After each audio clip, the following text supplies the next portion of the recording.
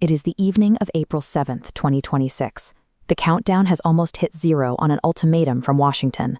Reopen the Strait of Hormuz, or watch Iran's power grid and oil infrastructure turn to ash. Then, a sudden reprieve. With less than 90 minutes to spare, mediators in Pakistan broker a 2-week ceasefire. Global markets exhale. Oil prices immediately drop below $100 a barrel, and stock indices surge. But beyond the cheering on Wall Street, geopolitical analysts view this sudden truce as a carefully constructed mirage. Neither Washington nor Tehran expects this pause to last.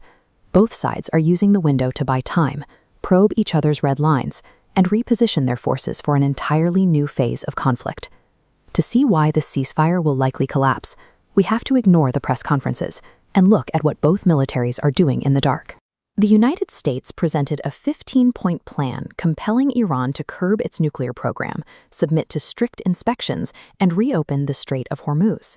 In response, Tehran's 10-point counteroffer demands full financial reparations, the lifting of all sanctions, and the withdrawal of American combat forces. These are structural poison pills. Both sides know these terms are impossible to meet, meaning these documents function as a shield masking aggressive operations. The real friction is happening far away from the negotiating table, deep inside Tehran's political structure. Intelligence reports suggest Washington is using a backdoor approach, testing if Parliament Speaker Mohammad Bakr Ghalibaf might serve as a pragmatic transitional leader should the regime fracture. State-run media tied to the Revolutionary Guard immediately labeled these reports a deliberate psychological operation designed by the U.S. to smear Ghalibaf and pit Iranian factions against one another. Ghalibaf formally denied any back-channel talks, but the seed was already planted, generating intense paranoia among the Iranian elite during a moment of high-stakes conflict. The American strategy during this 2-week window focuses on stress-testing the regime, locating the cracks and identifying who might take over when the current structure eventually gives way. While the politicians stall, the militaries are sprinting. During the ceasefire, the Pentagon covertly repositioned over 2,000 soldiers from the 82nd Airborne Division deeper into the theater. This positioning gives the White House the immediate capability to transition from airstrikes to physically seizing high-value energy infrastructure, like the oil terminals on Karg Island, the minute the truce expires. Tehran counters that physical threat with an economic stronghold.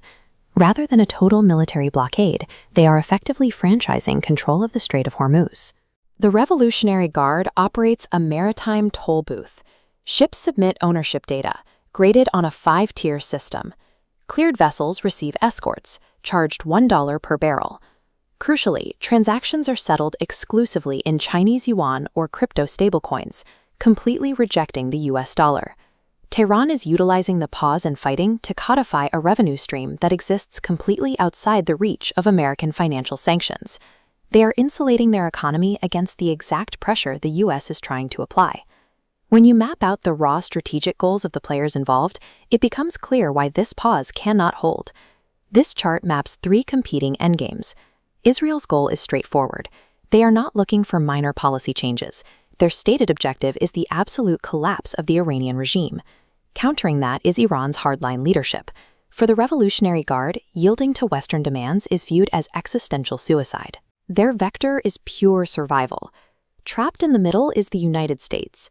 Washington's vector aims to secure regional stability and enforce nuclear restrictions, a goal that shatters under the pressure of 2 adversaries locked in a zero-sum war. These 3 survival strategies cannot coexist in the same reality.